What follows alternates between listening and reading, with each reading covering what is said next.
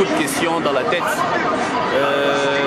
Premièrement, concernant 2016, vous vous souviendrez que j'étais passé encore pour parler du dialogue que nous réclamons selon l'accord cadre d'Addis Abeba.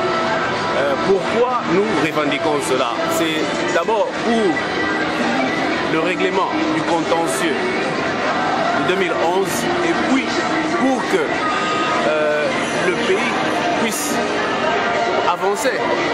Et ce n'est pas venu du hasard comme ça. Donc il y a des gens qui, depuis un temps,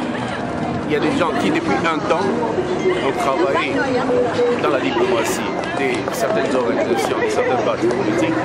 Et les résultats, ce qui ressort de cela, les conclusions, fait que il fallait et il faut un dialogue pour essayer un peu de résorber la crise de la République démocratique du Congo.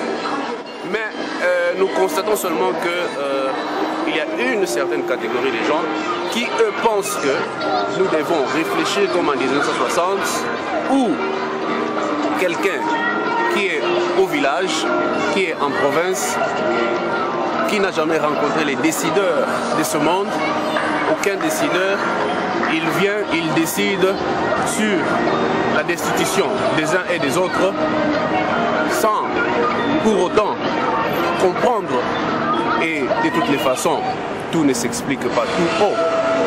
Mais ce que nous voulons, c'est le bien-être de la population congolaise et que notre pays avance d'où il est tombé très bas. Le Congo est aujourd'hui le dernier pays en ce qui concerne l'indice du développement humain, les violations multiples des droits de l'homme, plusieurs situations qui font que la considération que nous avons autrefois a été soit bafouée ou n'existe presque plus. Et pour remettre le pays, le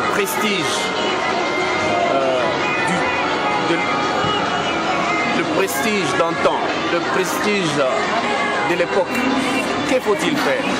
Est-ce qu'il faut continuer à entretenir des conflits, d'abord au niveau national ou au niveau dans des partis politiques, ou il faut trouver un cadre de discussion où les gens peuvent se parler, peuvent avoir un front de dialogue pour résoudre la situation. Depuis 60, nous remarquons que Lumumba même, l'héros national, a été tué à cause des luttes fratricides pour le pouvoir. Et ces comportements-là continuent aujourd'hui et les comportements de ce genre ne peuvent jamais faire avancer le pays. C'est toujours les mêmes personnes de cette génération-là qui aujourd'hui continuent à chercher, à éclabousser les conflits pour essayer non seulement d'écraser la jeunesse, mais de rester là sans rien faire, de rester là et garder le statu quo. Le monde évolue.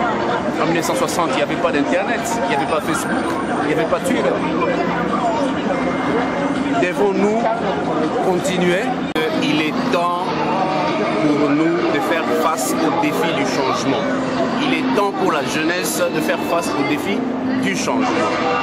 C'est vrai, mais si les choses n'ont pas été expliquées, il faut chercher un cadre de discussion qui est le dialogue. Et le dialogue. Et voilà. Tout ce que je peux dire, c'est ça. Et que celui qui comprenne, comprenne, mais nous avons dit ce que nous disons.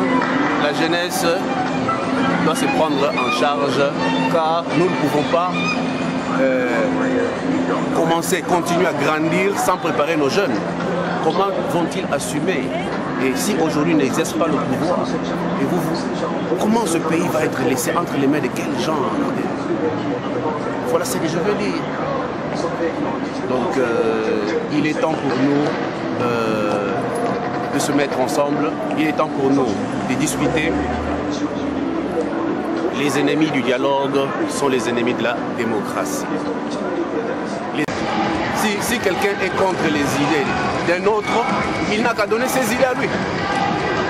Et c'est le public qui tranchera. Si quelqu'un ne veut pas de ce que moi je dis, mais qu'il dise ce que lui il veut. Qu'ils ne viennent pas dire des choses parce que lui il veut un pouvoir. Non, les idées, oui, les idées pour construire le pays, c'est le Congo de demain qui importe.